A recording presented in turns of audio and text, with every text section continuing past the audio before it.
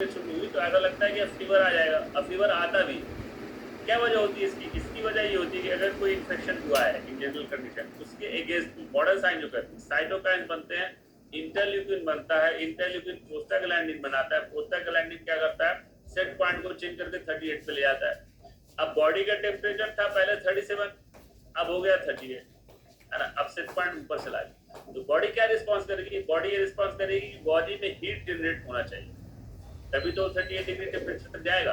पहले 37 था, अब 38 डिग्री सेंटीग्रेड से इसका सेट पॉइंट है, तो अब बॉडी क्या रिस्पॉन्स करेगी कि बॉडी को हीट मिलनी चाहिए, तभी टेम्परेचर ऊपर जाएगा। तो क्या होगा, ठंड लगेगी, और ज्यादा फीवर आएगा, और ज्यादा कपकपी होगी, शिवरिंग होने लगेगी, कपकपाहट होने लगेगी, ओढ़ने का दिल करेगा, क्योंकि बॉडी को हीट को अब क्या मैसेज जा रहा है कि 37 डिग्री सी नहीं होना चाहिए, इसका सेट पॉइंट होना चाहिए। सेट पॉइंट अगर 38 डिग्री सी है तो जाहिर सी बात है बॉडी का टेम्परेचर 37 से 38 जाएगा। 37 से 38 जाने का मतलब है कि बॉडी जो है हीट को कंजर्व करे, हीट लॉस नहीं करे, हीट को कंजर्व करे।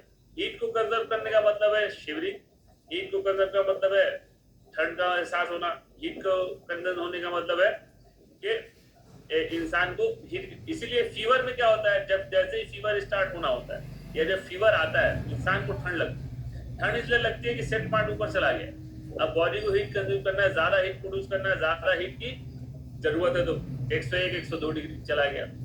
कब तक रहेगा ये, जब तक साइटोकाइन्स मौजूद है, जब तक बैक्टीरिया वायरस की लड़ाई चल रही है, जब जितना ज्यादा इंटरल्यूकिन बनेगा उतना ज्यादा सेट पॉइंट ऊपर भागेगा, वही फीवर है। और जितना ज्यादा, और जब खत्म हो जाएंगी चीजें, इंटरल्यूकिन बनना बंद हो जाएगा, साइटोकाइन निकलने बंद हो जाएंगे, इम्यून रिस्पांस कम हो जाएगा, तो बॉडी वापस आएगी।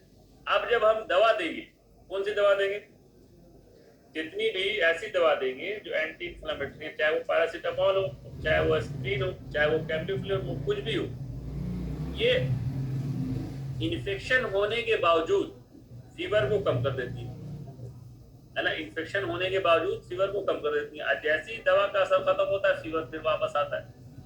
क्या करती है, अब ये दवा इन मेडिसिन पे काम करेगी। जो हम पैरासीटामोल खाएंगे, जो हम एस्पिरिन खाएंगे, वो बेसिकली क्या करेंगी, वो इंटरल्यूकिन और प्रोस्टाग्लैंडिन के जो कन्वर्जन एंजाइम है, हमने कहीं पहले पढ़ा होगा, COX 2 inhibitor, COX 1 inhibitor, COX inhibitors, है ना।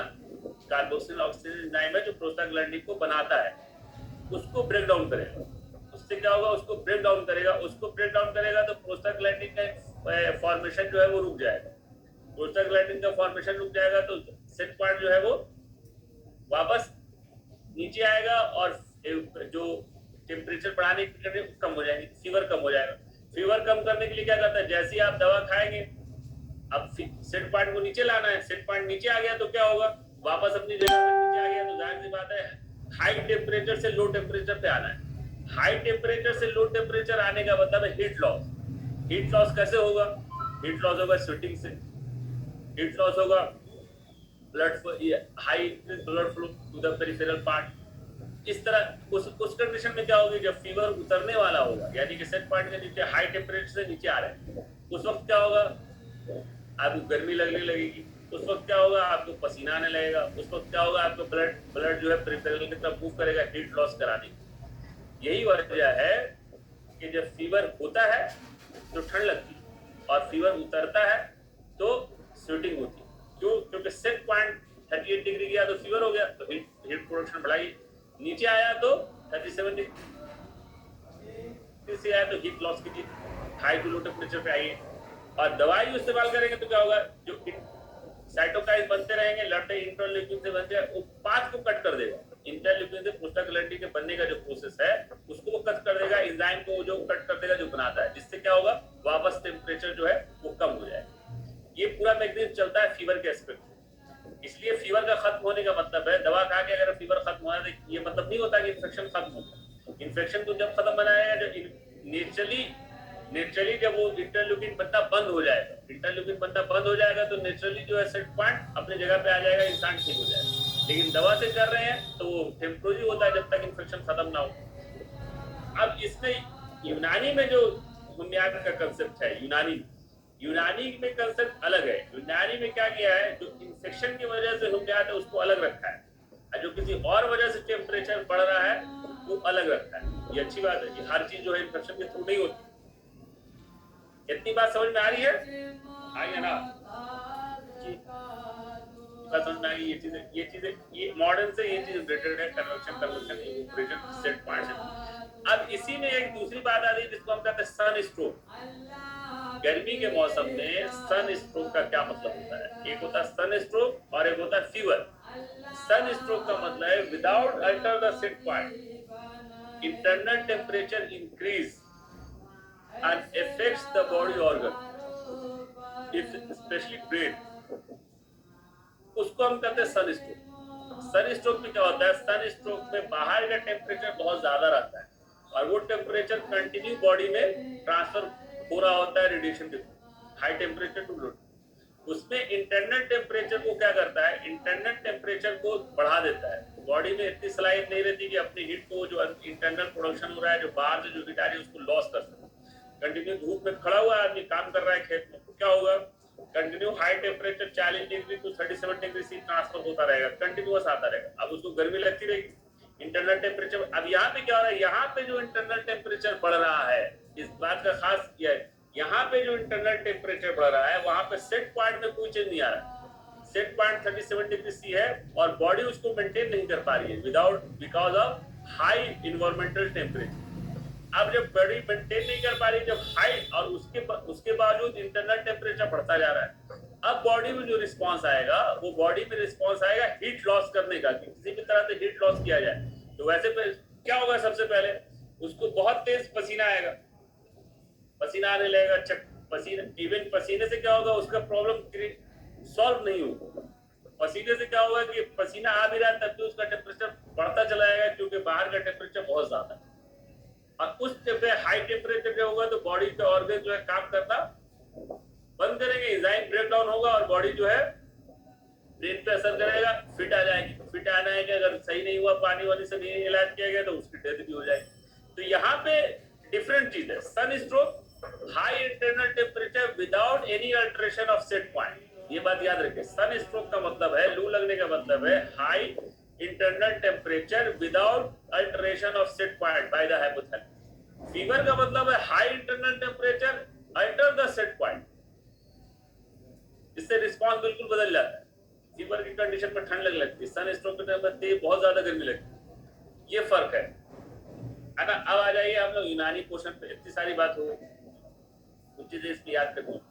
अब होम्योपैथ जो कहता है, होम्योपैथ कहती है कि भाई हर तरह का फीवर जो है, फीवर बॉडी के टेम्परेचर के बढ़ने की वजह, जो फीवर जिसको हम कह रहे हैं उसके टेम्परेचर टेम्पोरली बढ़ सकता है, उसको हम फीवर नहीं कहेंगे, है ना? टेम्परेचर टेम्पोररी, यानी कि होम्योपैथ क्या मान रही है? टेम्परेचर का बढ़ना, बॉडी टेम्परेचर का बढ़ना वो हर फीवर नहीं है। जैसे गुस्सा और मेहनत और मुशक्कत की हरारत, हरारत मतलब टेम्परेचर का इंक्रीज करना। इसमें इंटरनल टेम्परेचर की बात ही नहीं हो रही, इसमें बात हो रही है जनरल टेम्परेचर। इसमें इंटरनल टेम्परेचर की बात नहीं हो रही, इसमें बात हो रही है जनरल टेम्परेचर की, जो हम महसूस करते हैं। जाहिर सी बात है, जो महसूस करते हैं वही हरारत है। तो जैसे गुस्सा और मेहनत और मुशक्कत, यानी कि आपने बहुत काम कर लिया, आपका मेटाबॉलिक रेट बढ़ गया है, आपकी बॉडी जो है टेम्परेचर जो है उस वक्त एक्सरसाइज कर लिया है, तो एक्सरसाइज करने से वही ब्लड फ्लो जो है स्किन की तरफ आया है। इंटरनल टेम्परेचर जो बढ़ रहा है उसको बॉडी जो है रेगुलेट करने की कोशिश कर रही है, जिसकी वजह से अगर पेरिफेरल टेम्परेचर बढ़ रहा है, स्किन का टेम्परेचर बढ़ रहा है, उसकी तरफ ब्लड फ्लो हो रहा है। तो असली वो बुखार नहीं है। चाहे गुस्से की हालत में टेम्परेचर बढ़ जाए, चाहे मेहनत और मुशक्कत की हरारत बढ़ जाए, बुखार नहीं है। क्यों? क्योंकि हम क्यों नहीं है बुखार? क्योंकि हमने जो बुखार का वो पढ़ा फीवर का मेन मतलब क्या है? सेट पॉइंट का चेंज होना। यहाँ ना ये गुस्से की हालत में होगा, ना मेहनत मुशक्कत की हालत में होगा। हाँ, टेम्पोरली टेम्परेचर स्किन का, बॉडी का आपको बढ़ा हुआ महसूस होगा मेटाबॉलिक रेट की वजह से, तो ऑब्वियसली वो बुखार नहीं कहलाएगा, है ना? बुखार हरारत गरीबा का नाम है। हरारत गरीबिया नॉर्मल टेम्परेचर, है ना? और नाम है जो पहले कल्ब में भड़कती है ना? हालांकि ठीक सही नहीं है, कल्ब में भड़कती, कल्ब से हार्ट से इसका कोई रिलेशन नहीं है। हार्ट का काम से ब्लड फ्लो करता है। हरारत गरीबा का नाम है जो पहले कल्ब में भड़कती है। तो हमें याद रखेंगे कि बुखार जो हरारत गरीबा का नाम है, यानी कि हाई टेम्परेचर को ही हरारत गरीबा कहेंगे। बॉडी टेम्परेचर कम हो रहा है तो उसको हम कहेंगे इंतकासे हरारत कम हो। ये बात एकदम याद रखिए। अरे ये सब तो याद करने वाली बात है। अब क्या यही तबीयत, अभी हमने क्या पढ़ा, तबीयत मुदब्बरा बदन हरारत को बढ़ाती और घटाती है। यही तबीयत मुदब्बरे बदन क्या है, यही हाइपोथैलेमस है। हाइपोथैलेमस में जो है ना अपने एक्टिवेट होकर के हीट सेंटर को एक्टिवेट करके कोल्ड सेंटर को एक्टिवेट करके जो उसको क्या है उसके अंदर कैपेसिटी है बॉडी के टेम्परेचर को, यही है तबीयत मुदब्बरा बदन। पहले नहीं पता था, अब पता है कि वो सेंटर क्या है। तबीयत मुदब्बरा बदन तो हर काम करती है, जितना होम्योस्टेसिस का पूरा कंसेप्ट है वो तबीयत मुदब्बरा बदन बॉडी को इंटरनल इन्वायरमेंट को बनाए रखना, जिसको हम मॉडर्न में कहते हैं होम्योस्टेसिस, उसी को तबीयत मुदब्बरा बदन, उसी को तबीयत मुदब्बरा इंटरनल टेम्परेचर, तो हरारत को बढ़ाना और घटाना भी इसका काम है। अब यही जो हम लोग पढ़ रहे थे रेडिएशन कहाँ से खर्च होती है, 87% हरारत जल से खर्च होती है। यही इसमें खाली रेडिएशन है, लेकिन तीनों चारों मेथड होते हैं। रेडिएशन भी होता है, इवेपोरेशन भी होता है, कन्वेक्शन भी होता है, कंडक्शन भी होता है। अभी बताइए स्वेटिंग में सवाल आएगा पसीने में या स्वेटिंग में कौन सा प्रोसेस इंक्रीज करता है, कंडक्शन, कन्वेक्शन, इवेपोरेशन और रेडिएशन? क्या आंसर होगा बोलो? इवोपरेशन है ना, इसमें पूरी हीट आएगी, फिर उसका वो होगा, उसके बाद वो चल जाएगा। नॉर्मल कंडीशन में ऑब्वियसली रेडिएशन, इसी को हरारत का खर्च होना, ज़िगाने हरारत यानी कि यूज होना हरारत का खर्च होना यानी कि हीट लॉस होना। अब देखो ये बहुत इंपॉर्टेंट वर्ड है, जब हरारत का ज़िगान एतदाल पर रहे यानी कि नॉर्मल रहे और हरारत की तौलीद बढ़ जाए, इसको मॉडर्न टेक्नोलॉजी में क्या कहेंगे, कौन बताएगा? हरारत मुतकस्सरा जो है, हरारत मुतकस्सरा, इसको मॉडर्न टेक्नोलॉजी में क्या कहेंगे? हाइपरथर्मिया है, हाइपोथर्मिया है? चलो इतना ही बता दें। हाइपोथर्मिया जो हरारत मुतकस्सरा कह रहा है ये हाइपोथर्मिया है। इतदाल पर रहे और बढ़ जाए, भाई इसमें है खर्च है लेकिन बढ़ जाए।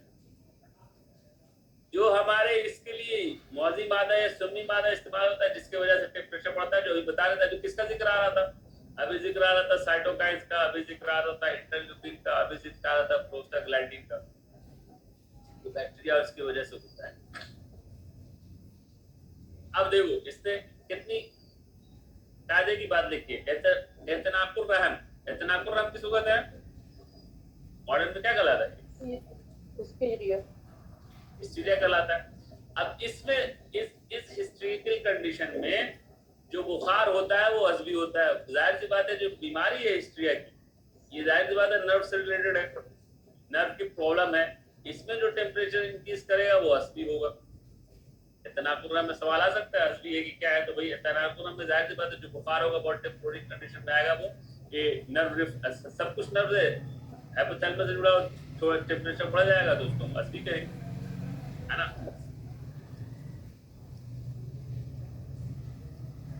अब अर्ज का क्या मतलब होता है? अर्ज किसको कहते हैं? यूनानी मॉडर्न अर्ज क्या कहलाता है? कॉम्प्लिकेशन। अब ये बात जाहिर सी बात है जो कॉम्प्लिकेशन की वजह से हो रहा है, जिसका ना आगे हम लोग पढ़ेंगे। अब हिमायत यौम की कितनी किस्में, ये सवाल आ चुका है। हाउ मेनी टाइप्स ऑफ हिमायत यौम की कितनी किस्में टोटल? हिमायत यौम की टोटल 22 किस्में है ना। हिमायत यौम की टोटल 22 किस्में, अभी हम लोग आगे देखेंगे कौन कौन सी हैं।